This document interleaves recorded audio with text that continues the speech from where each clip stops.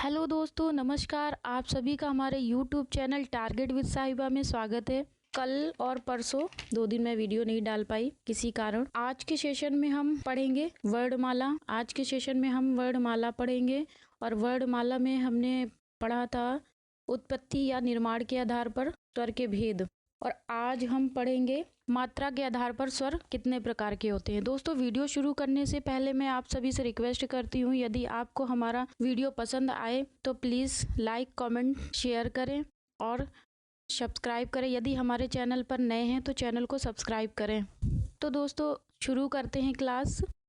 मात्रा के आधार पर स्वर। मात्रा के आधार पर स्वर कितने प्रकार के होते हैं? मात्रा या उच्चारण के आधार पर स्वर 3 प्रकार के होते हैं: ह्रस्व, दीर्घ और प्लुत स्वर। ह्रस्व स्वर कम समय या एक मात्रा का समय लगने वाले स्वरों को ह्रस्व स्वर कहते हैं। जिन स्वरों को हम उच्चारण करते समय एक मात्रा का समय लगाते हैं, जैसे छोटा आ, छोटी ई, छोटा ऊ और छोटी री, इन स्वरों का उच्चारण जब हम करते हैं तो एक मात्रा का समय लगता है। नेक्स्ट, दीर्घ स्वर। अब दीर्घ स्वर क्या है? जिनके उच्चारण में ह्रस्व स्वर से अधिक समय लगता है या 2 मात्रा का समय लगता है। दीर्घ स्वर को हम 2 प्रकार से बोल सकते हैं कि जो ह्रस्व स्वर से बड़े होते हैं या जिन स्वरों के उच्चारण में 2 मात्रा का समय लगता है, वे स्वर दीर्घ स्वर कहलाते हैं। जैसे कि बड़ा आ, बड़ी ई, बड़ा ऊ, ए, ओ, औ। नेक्स्ट है प्लुत स्वर। प्लुत स्वर क्या है? जिनके उच्चारण में दीर्घ स्वर से भी अधिक या 2 मात्रा से अधिक 3 मात्रा का समय लगता है। जैसे रा, राम। जैसे हम किसी का नाम पुकारते हैं, जैसे मान लीजिए कि हमने किसी का नाम लिया दीपिका और हमें दीपिका को बुलाना है, तो हम बोलेंगे दीपिका, दीपिका। यानी कि लास्ट में हम क्या कर रहे हैं? लास्ट वाले स्वर में 2 मात्रा से भी अधिक समय लग रहा है। जैसे हम बोलते हैं स्वाहा, तो ये भी प्लुत स्वर है। किसी को पुकारने में, किसी के नाम को पुकारने में प्लुत स्वर का प्रयोग किया जाता है। नेक्स्ट, जीभ के उच्चारण या प्रयोग के आधार पर स्वर। जीभ के प्रयोग के आधार पर स्वर कितने प्रकार के होते हैं? 3 प्रकार के होते हैं: अग्रस्वर, मध्य स्वर और पश्च स्वर। अग्रस्वर जीभ के अग्रभाग से उच्चारित स्वर, जैसे छोटी ई, बड़ी ई, री, ए। आप लोग भी बोलिए छोटी ई, बड़ी ई। इन स्वरों को बोल रहे हैं तो हमारी जीभ का जो आगे वाला हिस्सा है ना, वो स्पर्श कर रहा है। बिना उस हिस्से की सहायता से हम इन स्वरों को नहीं बोल सकते। नेक्स्ट है मध्य स्वर। मध्य स्वर में केवल एक ही स्वर आता है, छोटा आ। देखिए, बोलिए छोटा आ। तो जीभ का जो आगे का और पीछे का जो भाग है, उसके बीच का जो भाग है, उस भाग के द्वारा उच्चारण किया जाता है छोटे आ का। उसके बाद पश्च स्वर। पश्च स्वर क्या है? जीभ के पश्च यानी कि पीछे वाले भाग से उच्चारित स्वर क्या कहलाते हैं? पश्च स्वर कहलाते हैं। जैसे कि आ, ऊ, ओ, औ, आ। ये डॉक्टर वाला आ, ये भी जीभ के पश्च भाग से उच्चारण किया जाता है। नेक्स्ट है कुछ अन्य स्वर के भेद। अब कुछ अन्य स्वर के भेद में क्या आएगा? मुख विवर के आधार पर स्वर। मुख विवर के आधार पर स्वर, जिसमें पहला है विव्रत स्वर। विव्रत मीन्स होता है ओपन, खुला हुआ। विव्रत स्वर, मुख का पूरा खुलना। विव्रत स्वर का जब हम उच्चारण करते हैं तो लगभग हमारा मुंह जो है वो पूरा खुलता है। जैसे कि आ, बड़ा आ जब हम बोलते हैं ना, तो देखिए आ, पूरा मुंह खुल रहा है। नेक्स्ट है अर्ध स्वर। अर्ध मतलब हाफ विव्रत ओपन, हाफ ओपन माउथ। जो मुख द्वार है वो आधा खुलता है, जैसे कि ए, ओ। नेक्स्ट है संवृत स्वर। सा मतलब नहीं, व्रत मतलब खुला हुआ। संवृत। संवृत स्वर के उच्चारण में मुख लगभग बंद होता है, जैसे कि ई, बड़ी, ऊ।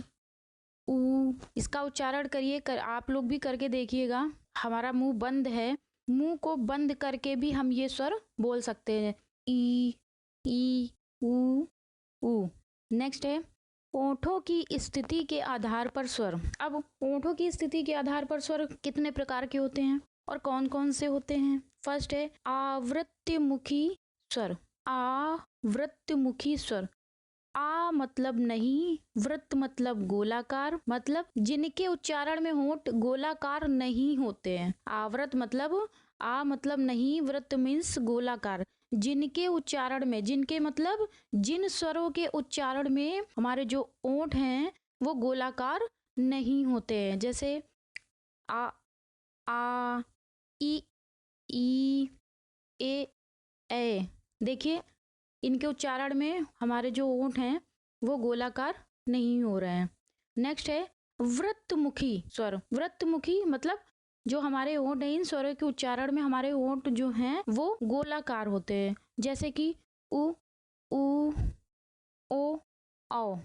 तो इन स्वरों का उच्चारण हम करते हैं तो हमारे होंठ गोलाकार हो रहे हैं। नेक्स्ट है नाक मुंह से हवा निकलने के आधार पर, मतलब ऐसे कौन से स्वर हैं जिनको उच्चारण करने से हमारे नाक और मुंह दोनों से हवा निकलती है, वायु बाहर निकलती है। तो फर्स्ट है अनुनासिक स्वर। अनुनासिक स्वर क्या है?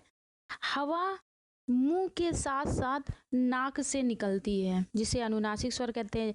अब इसमें अनुनासिक स्वर में कौन कौन से हैं? चंद बिंदु वाले अंग, आ, ई, ये अनुनासिक स्वर हैं। आगे आप व्यंजन में अनुनासिक व्यंजन भी पढ़ेंगे। नेक्स्ट है निरअनुनासिक स्वर। जिन स्वरों के उच्चारण में हवा केवल मुंह से निकलती है, जिन स्वरों के उच्चारण में वायु केवल मुंह से निकलती है, वे कौन से स्वर कहलाते हैं? निरअनुनासिक स्वर। जैसे आ, ई, ये कौन से स्वर हैं? निरअनुनासिक स्वर। नेक्स्ट है घोषत्व के आधार पर स्वर। अब ये घोष और सघोष क्या है? स्वर तंत्री में कंपन होने से निकलने वाले स्वर सघोष कहलाते हैं। यहाँ घोषत्व लिखा है, घोष और सघोष बात एक ही है। तो जब किसी स्वर का जब हम उच्चारण करते हैं, जो हमारा स्वर तंत्र है, जो एक गले में हमारे एक झंकार निकलती है, उन स्वरों को क्या बोलते हैं? सघोष स्वर कहलाते हैं। हिंदी में जो हमारे स्वर हैं, जो 11 स्वर हमने बताए हैं, हिंदी में जो 11 स्वर हैं वो सभी स्वर सघोष ध्वनियां होती हैं। तो दोस्तों यहाँ से हमने स्वर के बारे में पढ़ा। अब इसके बाद हम व्यंजन पढ़ेंगे। व्यंजन क्या है, व्यंजन के भेद क्या हैं, आगे की क्लास कल होगी। ओके दोस्तों, यदि हमारा वीडियो पसंद आया हो तो प्लीज़ चैनल को सब्सक्राइब करें, बेल आइकन को प्रेस करें। धन्यवाद।